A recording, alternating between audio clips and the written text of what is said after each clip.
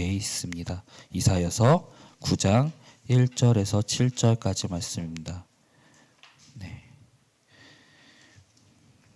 다 같이 찾은 줄 알고 한 목소리 우리가 교독하도록 하겠습니다. 전에 고통받던 자들에게는 흑암이 없으리로다. 옛적에는 여호와께서 스불론 땅과 납달리 땅이 멸시를 당하게 하셨더니 후에는 해변길과 요단 저쪽 이방의 갈릴리를 영화롭게 하셨느니라.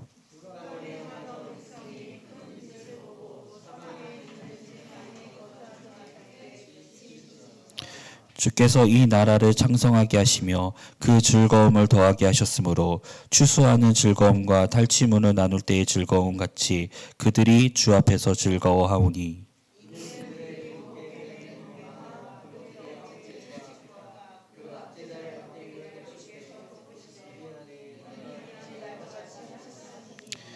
어지러이 싸우는 군인들의 신과 피 묻은 겉옷이 불의 섭같이 살라지리니.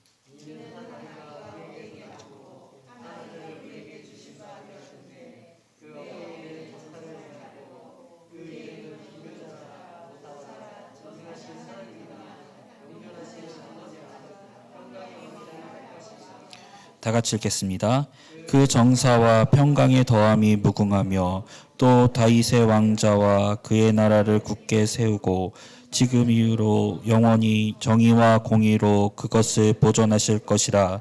만군의 여호와의 열심히 이를 이루시리라. 아멘.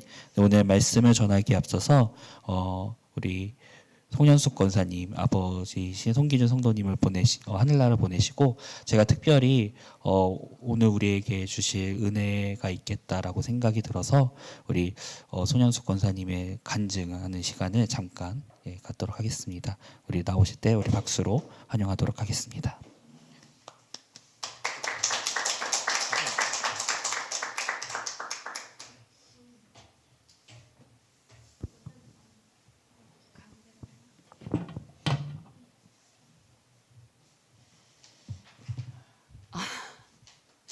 할렐루야. 제가 간증이라는 거를 처음 해봐요. 그래서 전도사님께 이제 다른 일로 전화를 드렸는데 간증을 해달라 그래서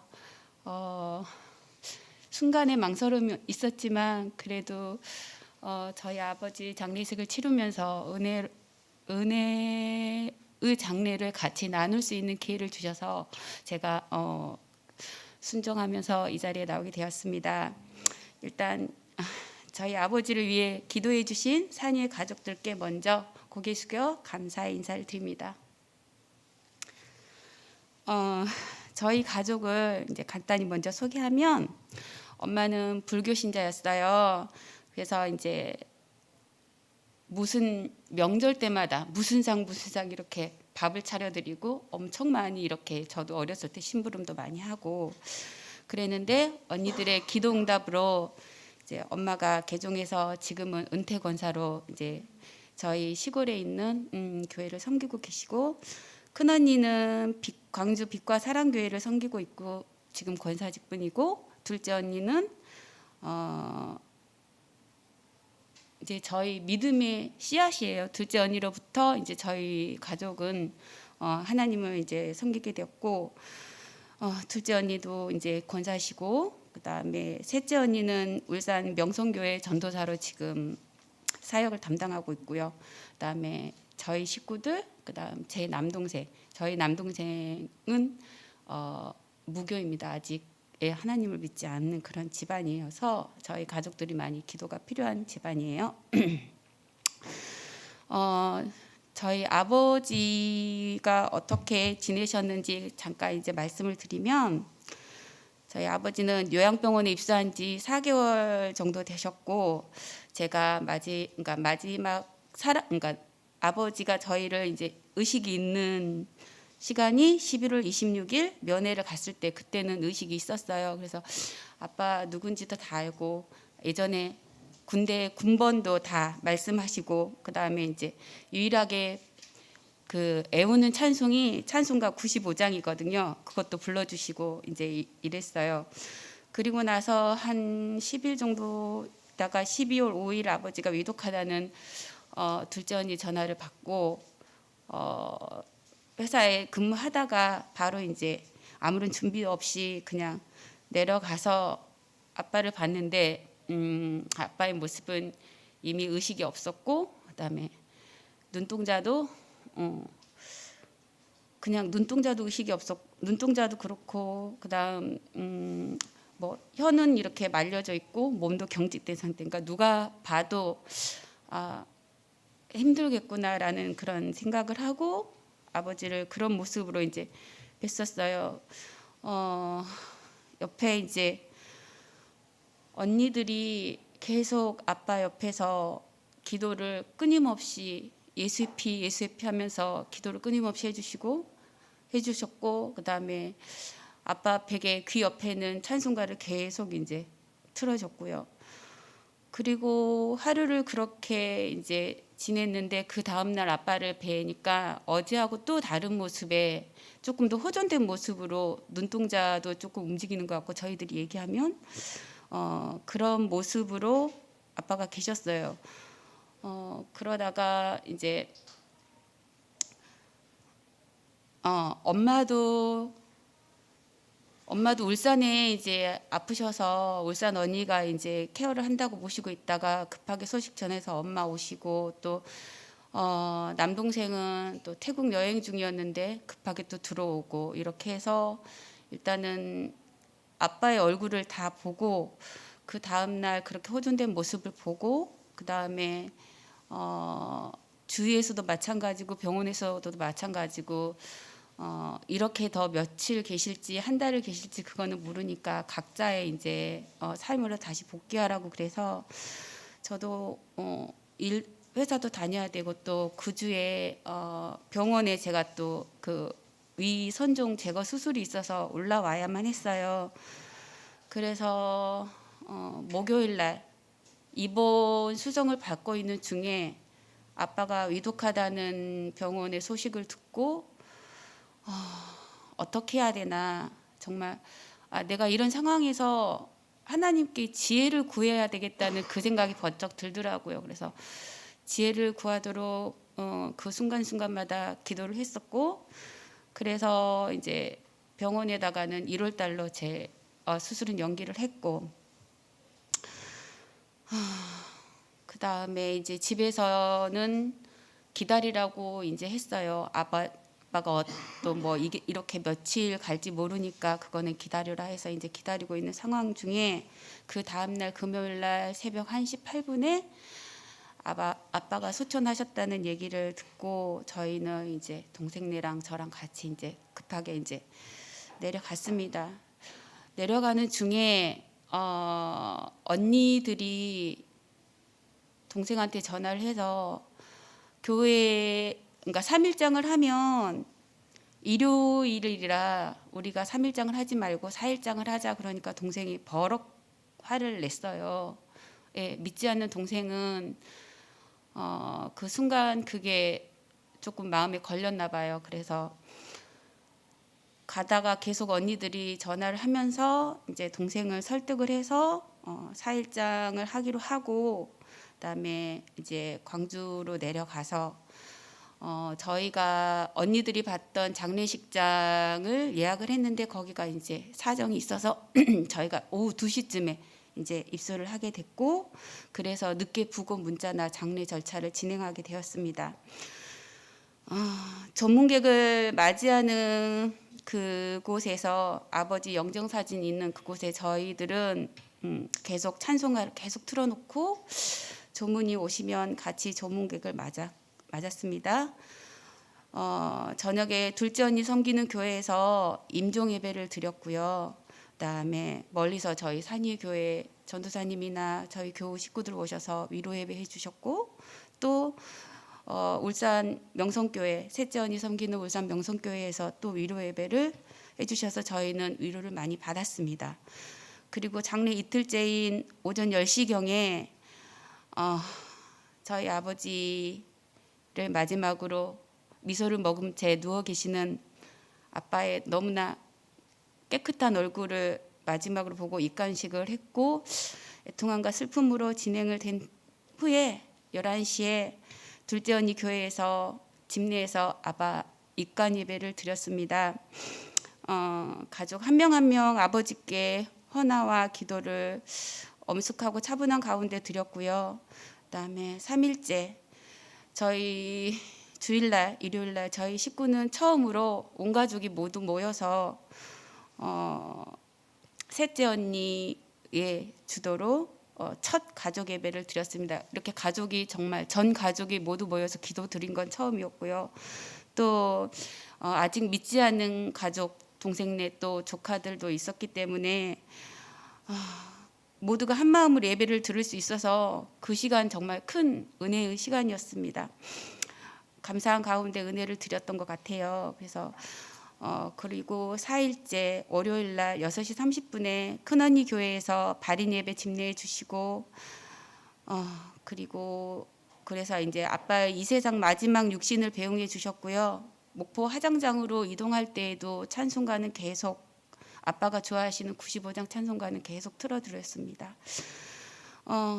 화장 시간이 다른 사람은 보통 2시간 정도 걸리는데 아빠는 외소해서인지 뭐 1시간 정도 소요됐고 그래서 이제 다음 일정이 찾을 때까지 저희들이 이제 조마조마했었는데 잘 이렇게 연락들이 잘 돼서 잘 진행돼서 아버지 선영인 완도에서 엄마가 섬기는 교회에서 이번에는 하관 예배를 집례해서 아버지 장례식을 잘 마칠 수 있었습니다. 저희들 잠도 부족하고 육체는 피곤했지만 4일 동안 저희 가족들, 전문객들에게 친지들에게 환한 얼굴로 맞이하였고 우리 손자들은 심부름 등 손님을 불편하지 않게 적극적으로 행동하여 주었고 또 행여 가족들 간에 불화가 생길까 걱정도 되었습니다. 보통 장례식을 치르며 이렇게 불화가 조금씩 뒤따른다고 하더라고요. 근데 별 탈 없이 정말로 아버지를 감사하게 보낼 수 있었습니다.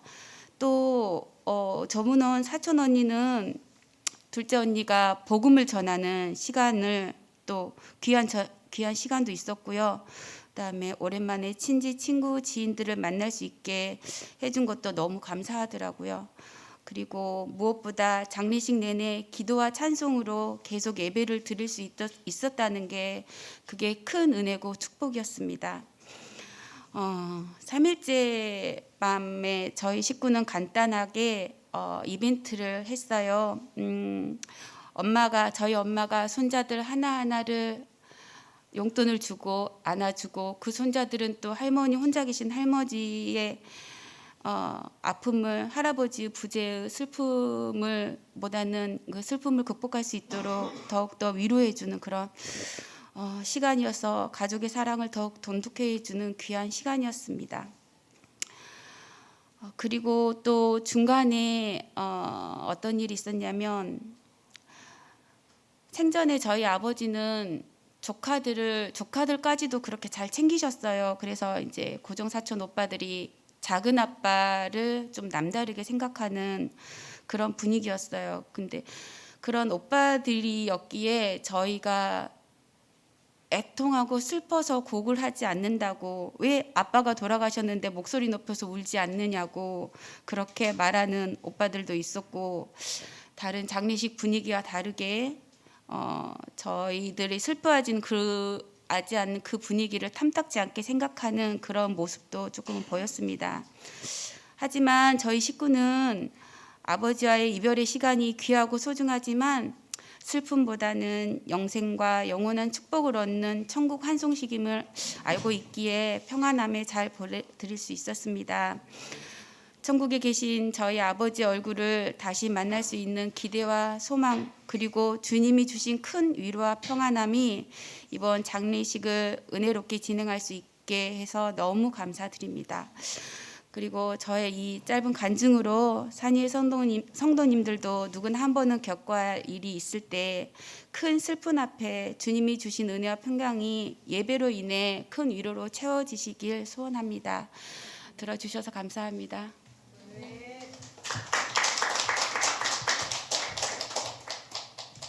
네, 감사합니다. 네, 제가 은혜를 받아가지고 제가 잠깐 눈망울이 붉어졌는데 이대로 끝내도 여한이 없을 정도로 너무 여운이 좋아서. 근데 그래도 말씀을 시작하도록 하겠습니다. 네. 할렐루야. 네, 사랑하고 축복합니다. 오늘 이 시간 하나님께서 주시는 참 평안을 통해서 진정한 사랑을 누리며 살아가는 시간이 되기를 바랍니다. 우리가 평화하면은 흔히 떠오르는 대표적인 동물이 있습니다. 바로 비둘기이죠. 그런데 요즘은 이 비둘기를 보면은 왠지 평화의 상징이라기보다는 약간 기피하는 이미지를 떠올리게 됩니다. 이제는 평화를 전한다기보다 병균을 전달하는 이미지로 변경된 것 같습니다. 비둘기가 이제 비대해져서 꺼리는 동물이 되지 않았나 싶습니다. 제 아내는 원래부터 조류, 새들을 싫어해서 비둘기가 모여 있는 곳을 질색팔색합니다. 비둘기가 평화의 상징에서 그 위상이 떨어진 것처럼 요즘 평화라는 고귀한 가치도 격화된 것 같다는 생각이 듭니다. 우리나라는 6.25 이후로 분단 국가입니다. 그리고 우리나라는 여전히 휴전 국가로 전쟁을 쉬고 있는 나라이지 전쟁을 끝낸 국가가 아닙니다. 아직 법적으로나 정세적으로 전쟁이 진행 중인 국가인 것이죠. 어느덧 전쟁의 시간이 40년 가까이 지났고 휴전의 상태를 유지했기 때문에 그렇게 평화가 유지되고 있는 것 같아 보이지만, 그리고 이런 평화에 묻어져서 이 평화를 전제로 지속적인 북한의 위협에도 그렇게 우리들의 생활에 영향을 받지 않아 하는 것 같습니다. 평화를 이야기하는 것은 마치 구세대적 유물처럼 느껴지는 것이죠. 지금 전쟁이 벌어진 우크라이나 러시아 전쟁도 남의 나라 이야기듯이 우리나라에서 이 평화를 유지하고 벌이는 정책이 남의 나라 이야기처럼 느껴질 수도 있을 것 같습니다. 마치 비둘기가 이제는 평화의 상징이 아니고 길거리에서 흔히 볼 수 있는 동물이듯이 이 평화가 우리 삶에 아무렇지 않게 됐다는 듯이 우리는 살아갑니다. 하지만 원칙상으로 이 평화를 유지하기 힘든 나라 중 하나가 바로 우리나라라는 것이죠. 그래서 이 평화가 일상적으로 얼마나 중요하고 소중한지를 우리는 잊고 사는 것 같습니다. 그런데 여러분들 전쟁을 생각해 봅시다. 그 전쟁이 나의 일상에 개입되어졌다고 생각해 봅시다. 나의 일상이 더 이상 유지하기는 쉽지 않습니다. 당장의 삶의 취미나 내 삶에 윤택하게 하는 모든 것들이 우리에게 중요한 것이 아니라 당장 지금 내가 어떻게 살 수 있는지를 걱정해야 할 것입니다. 어쩌면 지속적인 우리의 상실을 경험하게 될지도 모릅니다. 보금자리의 상실, 재산의 상실, 생명의 상실 등 평화가 없어진 우리의 일상은 이 상실됨을 마주할 것이고, 그렇기에 위태로운 하루하루를 살아갈 것입니다. 평화 없는 우리의 삶은 모든 것에 침범을 허용해야 하는 참담한 삶이 될 것입니다. 실제로 우리나라의 2023년도 국방 예상 비용을 우리나라의 평화를 유지하는 비용이라도 할 수 있겠죠. 이 어렵고 힘든 시기에 허리띠를 졸라매자는 이 시기의 다른 예산들은 다 줄어든 이 시국에 2022년도 대비 4.6% 증가해서 57.1조 원으로 지금 예산이 측정되어져 있습니다. 이 예산의 측정은 북한의 전국과 여러 나라들의 동태를 파악한 후에 그 행동을 예상하여서 평화를 유지하기 위해 세운 예산의 결과라고 할 수 있습니다. 그 정도로 2023년도 타 국가가 보안을 위태롭게 할 수 있는 사건들이 발생할 수 있기에 예산을 더욱더 추징하여서 이 상황을 대비하고자 하는 것이죠. 우리나라뿐만이 아니라 여러 나라들도 이 국방 예산안을 많이 측정합니다. 그래야 국가와 국가의 애교에서 유리한 이익을 이끌어낼 수 있기 때문입니다. 여러 가지 의미에서 평화는 국가의 가장 밑바탕, 그리고 튼튼하게 깔려 있어야 하는 가치입니다. 즉, 평화는 국가에게 있어서 그 나라의 주요 뼈대이자 국력인 것입니다. 그렇게 평화가 고귀한 가치인 이유는 이 평화 위에서 사람의 일상이 가능하기 때문입니다. 평화 없는 경제, 평화 없는 문화, 평화 없는 정치는 무의미한 것이 되는 것입니다. 오늘의 설교 제목은 평강의 왕이 오신다입니다. 대림절을 준비하는 세 번째 설교입니다. 이사야서 9장 말씀, 대표적으로 예수님, 즉 메시아가 어떤 모습으로 오시는지를 보여주는 장입니다. 오늘 본문에서 살펴보았듯이 예수님께서 이 땅에 오실 때 평강의 왕으로 오신다는 것입니다. 6절과 7절 말씀 다시 한번 같이 읽도록 하겠습니다. 6절과 7절 말씀입니다. 시작. 이는 한 아이가 우리에게 낳고 한 아들을 우리에게 주신 바 되었는데 그의 어깨에는 정사를 메었고 그의 이름은 기묘자라 모사라 전능하신 하나님이라 영존하시는 하나님들 아버지라 평강의 왕이라 할 것임이라. 그 정사와 평강의 더함이 무궁하며 또 다윗의 왕자를 굳게 세우고 지금 이후로 영원히 정의와 공의로 그것을 보존하실 것이라. 만군의 여호와의 열심히 이를 이루시리라. 아멘. 하나님께서 한 아들을 우리에게 주신다고 하셨습니다. 하나님의 아들은 어깨에 정사를 메고 기묘자, 모사, 즉 원더풀한 카운셀러, 이것을 탁월한 지혜자라고 할 수 있겠죠. 전능하신 하나님으로, 그리고 영원히 함께하는 아버지로, 또한 평강의 왕으로 이 예수님께서 오신다는 것입니다. 이 하나님의 아들 예수 그리스도는 완벽한 왕의 이상향으로 보여줍니다. 그가 이 땅에 온다면 최고의 그리고 탁월할 리더십의 왕이 되실 것입니다. 이를 우리는 메시아라고 부릅니다. 이 메시아는 우리에게 평강을 가져올 자라고 할 수 있습니다. 그렇다면 이 평강, 즉 평화가 무엇인지 우리가 생각해 보아야 할 것입니다. 왜 예수님께서 평강의 왕으로 오신다고 하셨는지를 우리가 이 시간 말씀 안에서 깊이 생각하면서 은혜 나누는 시간이 되기를 원합니다. 1절과 2절 말씀 같이 한번 읽어보도록 하겠습니다. 시작. 전에 고통받던 자들에게는 흑암이 없으리로다. 옛적에는 여호와께서 스불론 땅과 납달리 땅이 멸시를 당하게 하셨더니 후에는 해변길과 요단 저쪽 이방의 갈릴리를 영화롭게 하셨느니라. 흑암에 행하던 백성이 큰 빛을 보고 사망의 그드진 땅에 거주하던 자에게 빛이 비치도다. 메시아가 오게 되면 땅이 받던 멸시가 없어집니다. 그리고 그 땅이 영화로운 땅이 될 것이다라고 하십니다. 즉 이 말은 이제는 땅을 갖고 그 땅에 사는 사람들이 판단되지 않을 것이라는 뜻입니다. 더 이상 땅에 대한 차별이 없을 거다라는 이야기죠. 공간에서부터 오는, 태생적인 지역에서부터 오는 차이가 오는 모든 차별이 없어지고 모든 것을 영화롭게 하는 하나님의 아들이 이제 탄생하실 것입니다. 또한 큰 빛과 같은 존재로 사망의 그드진 땅에 거주하는 소망 없는 자에게도 소망을 주시는 분이라는 것입니다. 3절과 4절 말씀 같이 읽겠습니다. 시작.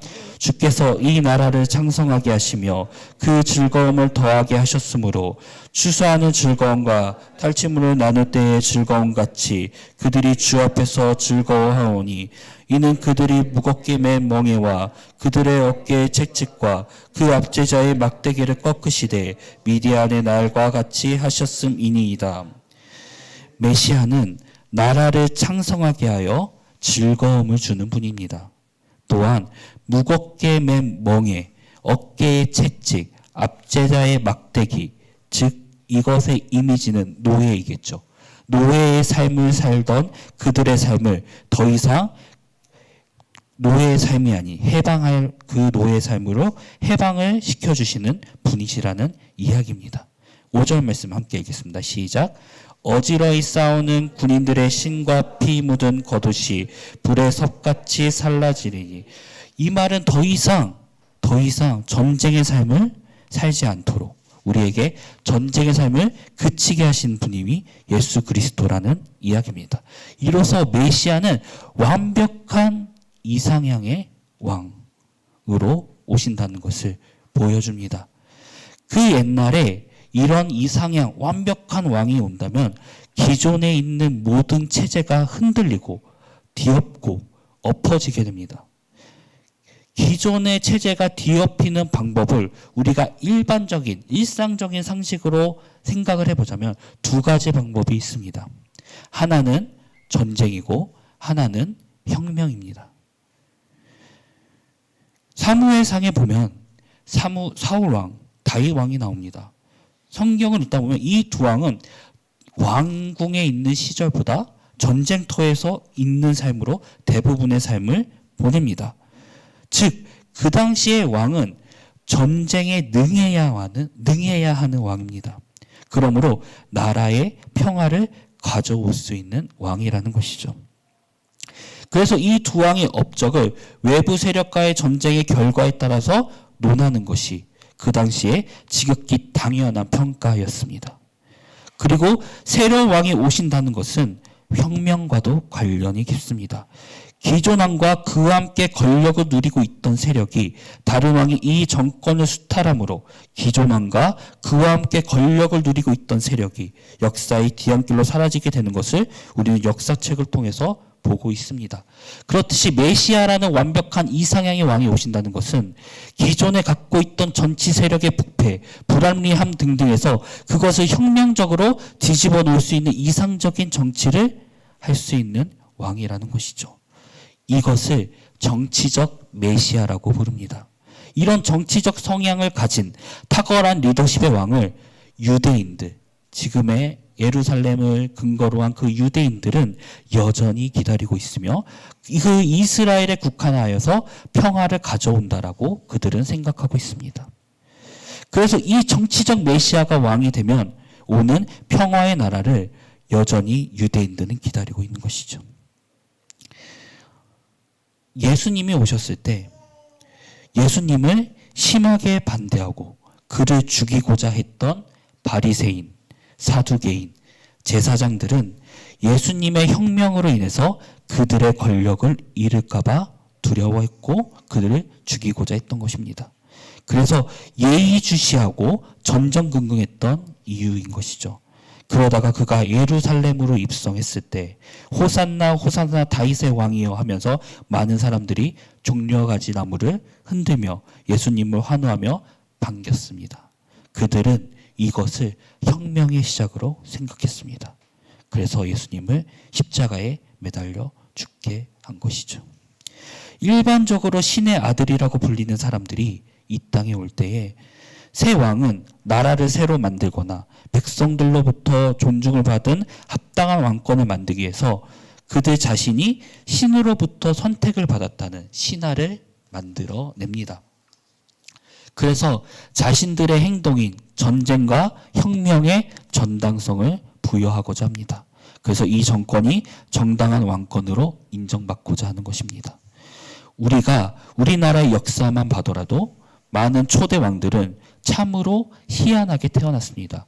아래서 태어나기도 했고 늦게 태어나기도 했고 이런 신하들이 있는 이유는 그들이 왕으로서 신의 선택을 받았으므로 이 왕권이 정당하다라는 것을 말해주는 것입니다. 즉 본인들이 신의 아들들이라는 것이죠.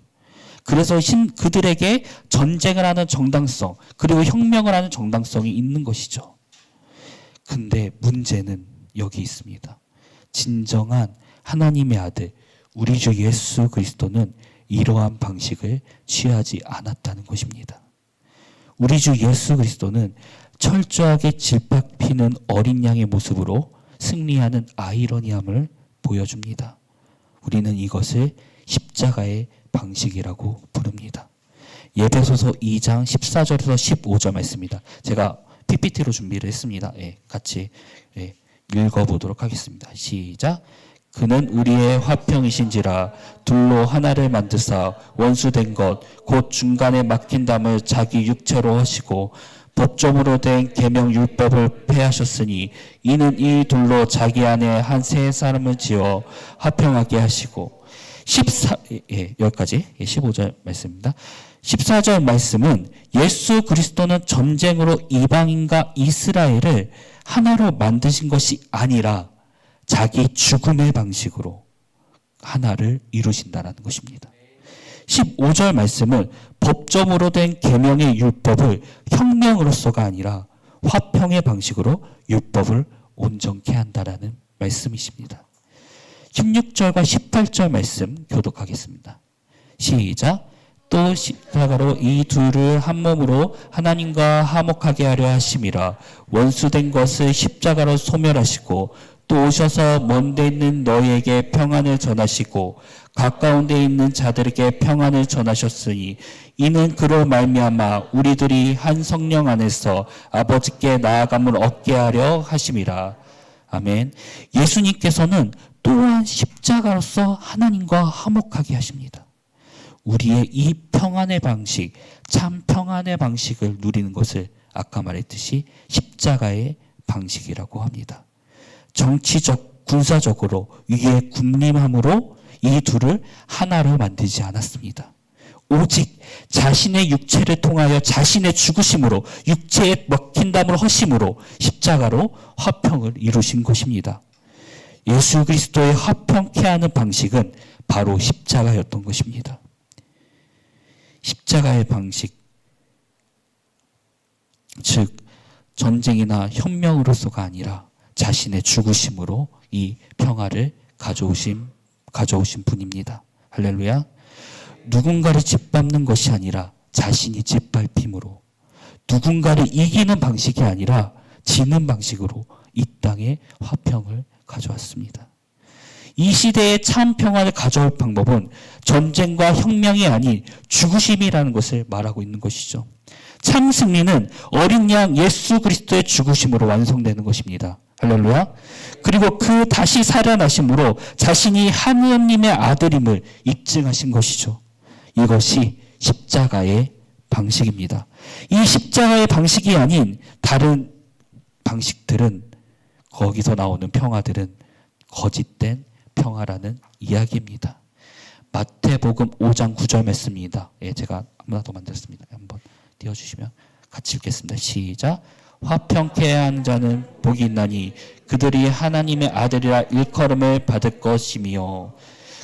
그리고 놀랍게도 마태복음 8복의 이 말씀은 예수 그리스도로 말미암아 언약의 자녀된 우리들, 즉 하나님의 자녀들인 우리에게도 십자가의 방식을 따르라고 말씀하고 계십니다. 기독교의 역사는 이 십자가의 방식이 승리하였음을 입증하고 있습니다. 12제자의 최초의 순교자 야고보는 예수 그리스도의 복음을 전하다가 첫 번째 순교의 표적이 되었습니다. 그가 죽게 되어 끌려 나왔을 때 그에 대하여 거짓 증언을 한 사람이 그와 함께 형 집행 장소까지 함께 걸어갔습니다. 그 사람은 의심 없이 야고보의 얼굴이 매우 창백할 것이라고 생각했고 두려움, 낯빛을 나타낼 것이라고 생각했습니다. 그러나 그 사람은 야고보의 얼굴을 통해서 오히려 전쟁에서 큰 전쟁에서 이긴 승리자처럼 기쁜 표정을 하고 있는 야고보를 발견하게 됩니다. 그 사람은 크게 놀랐고 자기 옆에 있는 죄수로 지목되어 죽으러 가는 이 사도가 믿는 구주가 참된 하나님이심을 그때야 비로소 알게 됩니다. 그렇기 때문에 하나님이라면 죽음에 임하는 사람에게 그와 같은 즐거움과 용기를 줄 수 있다는 것을 확신하게 됩니다. 그래서 그 사람 자신도 그리스도인이 되겠다고 자처하였고 기독교로 전향했으며 그때 사도 야고보가 죽었을 때 같이 죽임을 당하였습니다. 두 사람은 결과적으로 같은 날 죽게 된 것이죠. 베드로는 여러분이 너무나도 잘 알다시피 십자가에 거꾸로 달려 죽었습니다. 베드로의 형제 안드레는 X자형의 십자가에 매달려 순교하였습니다. 그렇게 시작된 제자들의 순교로 기독교의 역사는 사실상 짓밟혀야 되고 없어져야 마땅합니다. 그런데 놀랍게도 죽음을 이기면서까지 하나님의 역사, 예수 그리스도의 역사는 지속적으로 승리하는 방식을 보여줍니다. 그 십자가의 방식, 승리의 방식이 우리나라와 너무 멀리 떨어진 한 이방 나라, 이스라엘에서 누울 곳이 없어서 말구유에 태어나신 그 예수 그리스도가 오늘날 이 죽음의 역사로 철저하게 짓밟히는 십자가의 방식으로서 지금 우리에게까지 영향을 미쳐 지금 우리가 여기서 예배를 드리는 것으로 증명이 되는 것입니다. 할렐루야. 한국 최초의 개신교 선교사인자 순교자인 토마스 선교사님은 한국으로 가는 배에 몸을 싣고 막 한국에 도착하는 그 배 위에서 날라오는 화살을 맞고 바다에 떨어져 순교했습니다. 그는 한국 땅을 밟아보지 못하고 죽은 선교사입니다. 하지만 그의 이런 아무 의미 없을 것만 같았던 죽음은 후에 그의 품 안에 있었던 한문으로 번역된 가져온 성경을 누군가가 발견하게 되고 그 성경으로 인해서 누군가가 예수를 믿게 되는 역사적 사실이 발견되게 됩니다. 하나님의 십자가 방식은 우리의 상식선에서 짓밟히고 외면당하여야 마땅하지만 그 십자가의 방식은 오늘날에도 승리의 방식이 되어 우리에게 전해집니다. 결국 이 한국의 선교 역시 사람이 아닌 하나님이 이루신 것입니다. 할렐루야. 그것이 오늘날 우리가 평화를 취해야 하는 방식인 것입니다. 사랑하는 산위의교회 성도 여러분 십자가의 방식을 취하셔야 합니다. 세상은 여전히 남을 짓밟고 남에 올라서는 것이 평화를 취할 수 있는 방식이라고 합니다. 그 세상의 거짓 외침에 속지 마십시오. 우리는 남을 짓밟는 방식이 아니라 내가 짓밟히는 방식으로 살아가야 합니다. 올라가는 것이 아니라 낮아지고 섬기는 방식으로 살아가야 합니다. 이기는 것이 아니라 지는 방식으로 살아가야 합니다. 빼앗기는 방식이 아니라 주는 방식으로 살아가야 합니다. 내가 낮아지고 주고 섬기는 방식이 바로 오늘날 우리의 삶의 모습이며 그 모습으로 우리의 평안은 취해질 수 있는 것입니다. 할렐루야. 우리가 성찬을 할 때 빵과 포도주를 떼어 먹고 나눠 먹지 않습니까? 그 의미는 바로 내가 지금 이 세상에 떼어지는 빵 그리고 부어지는 포도주가 되어야 한다는 것입니다. 이제 말씀을 정리하겠습니다. 사람들이 흔히 하는 이야기가 있습니다. 보통의 사람의 욕구 중에 권력욕은 성욕보다 10배 이상의 높은 욕구를 가진다고 합니다. 이것을 찬찬히 들여다보면은 인간의 본성이 보입니다. 성욕은 개인을 지배하는 욕구에서 비롯됩니다. 반면 권력욕은 개인이 다수를 지배하는 욕구에서 비롯되기 때문에 더욱 높은 욕구라고 할 수 있는 것이죠. 사람의 본성은 누군가를 지배하고자 합니다. 누군가 위에 군림하고자 합니다. 이것이 인간의 권력욕, 지배욕으로 표출되는 것입니다. 그렇게 사람은 자발적으로 낮아지기 어려운 존재입니다. 그렇게 우리는 성령님을 의지해야 되는 것이죠. 우리는 스스로 낮아질 수 없습니다. 그래서 우리를 조명하시고 우리에게 하나님께서 증명하고 보이시는 그 성령님을 의지하여서 허무하고 이 평화가 없는 이 거짓된 평화로 가득 찬 이 세상에서 성령님을 의지하여서 한 걸음 한 걸음 나아갈 수 있는 것입니다. 우리 다 같이 이 시간 찬양을 할 때 그 성령님, 우리 이 허무하고 이 악한 세상에서 그 성령님을 의지해서 볼 수 있는 그 평화의 나라, 그 하나님의 나라를 같이 꿈꾸면서 소망하면서 찬양드리길 원합니다. 같이 찬양하도록 하겠습니다.